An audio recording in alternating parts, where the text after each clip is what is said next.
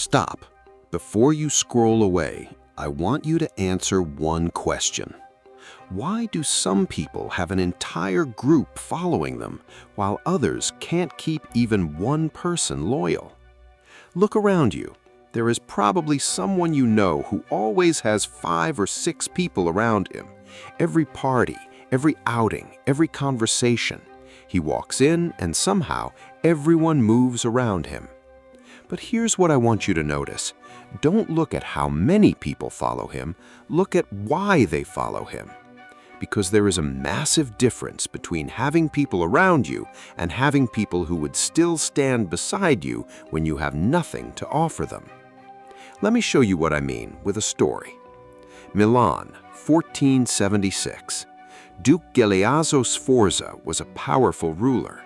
His presence commanded fear. People lowered their heads when he passed. His authority appeared unquestionable. And yet, on Christmas Day, inside a church, he was assassinated by conspirators, including men who had access to him because of their position around him. Now stop there.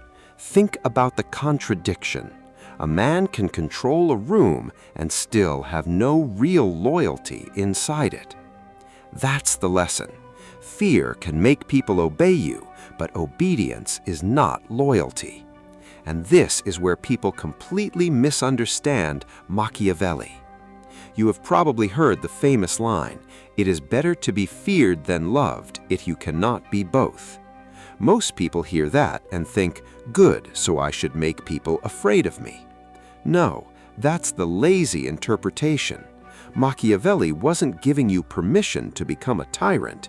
He was explaining a problem of power. If you cannot have both love and fear, which one is more reliable? His answer was fear. But there was a condition: never become hated.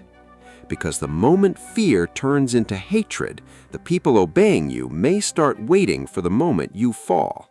And that's the part most people never understand. So stay with me, because I'm going to teach you how to tell the difference between fear, respect, usefulness, and real loyalty. Now, let me turn this back toward you, because this isn't only about kings. You use power too.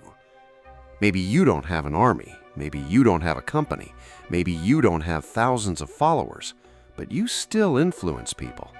Your friends, your family, your team, people who depend on you. And here's where most people make the same mistake. They think control means power. So they use anger. They ignore people to punish them. They create guilt. They threaten to leave. They withhold attention. They make people afraid of disappointing them. And yes, it works. That's why people keep doing it. Someone becomes scared of losing you, so they obey. Someone becomes scared of your anger, so they stay quiet. Someone needs your money, your connections, your approval, or your status, so they stay close. From the outside, it looks like loyalty. But remove the fear, remove the benefit, remove your position, and suddenly you discover the truth. So here's a test I want you to remember. Imagine tomorrow you lose everything that gives you influence. Your money, your status, your position, your ability to help them. Who stays? Don't answer quickly, because the answer tells you exactly what your relationships are built on. This is why a powerful person can have hundreds of followers and still be completely alone. And another person can have only 3 people around them, but those 3 would stand beside them when the entire world turns against them. Numbers don't prove loyalty. Behavior does. So the next time you see that friend surrounded by 5 or 6 people, don't be impressed by the crowd. Watch something else. What happens when he stops paying?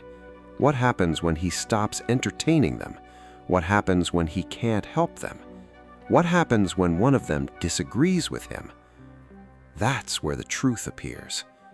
Because anyone can stay beside you while you're useful. Now let me take you deeper. Because there is a point where fear stops protecting your power and starts destroying it. Machiavelli gives us one of the clearest examples through Cesare Borgia and Ramiro de Orco. When Cesare took control of Romagna, the region was unstable and disorderly. He appointed Ramiro to restore order, and Ramiro used harsh methods. He punished people, he imposed discipline, he brought the region under control. In other words, the job got done. But there was a problem. The people hated him. And Machiavelli tells us what happened next. Cesare had Ramiro executed and his body publicly displayed in Cesena. Why? Machiavelli presents the episode as part of Cesare's calculated effort to separate himself from the brutality of his minister and win the goodwill of the people. And this is the part I want you to learn. Cesare understood something that many people still don't understand today. You can create order through fear, but you cannot build lasting loyalty through hatred.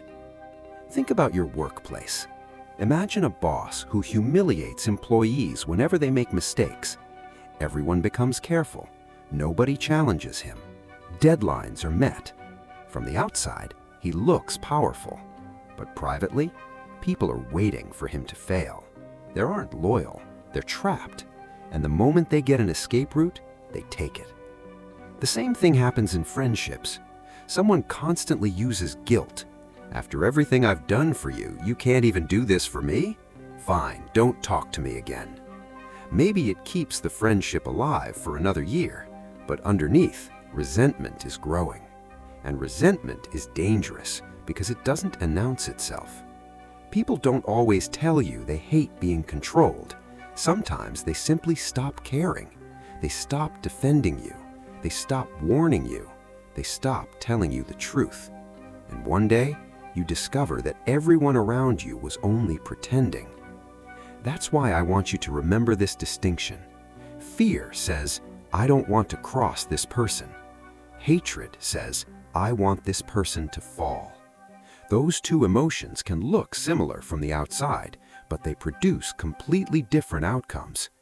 Now, here's where I want you to change the way you think about power. Most people ask, how do I make people obey me? Wrong question. Ask, why would they choose to stand with me when they don't have to? That's a much harder question and a much more powerful one, because forced obedience ends the moment the force disappears, but voluntary loyalty can survive your absence. Think about the strongest leaders you know. They don't need to scream every 5 minutes. They don't need to remind everyone who's in charge. They don't have to threaten people constantly. Their authority is already understood. Why? Because their behavior has created a reputation. People know what they stand for, they know what they tolerate, they know what they won't tolerate, and most importantly, they know their leader will not turn against them for simply speaking the truth. That's where your first real shift begins.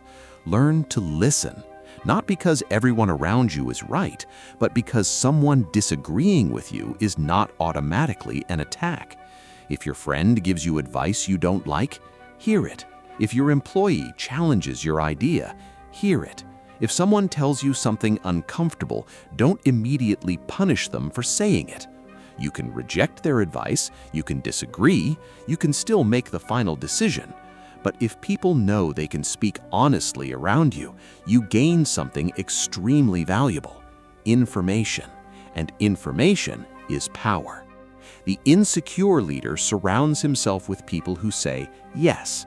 The strong leader surrounds himself with people who can say, I think you're wrong, and still remain loyal. That's the difference between having followers and having people who actually stand with you. So, stop trying to control every person around you. Build a reputation that makes people want to stay.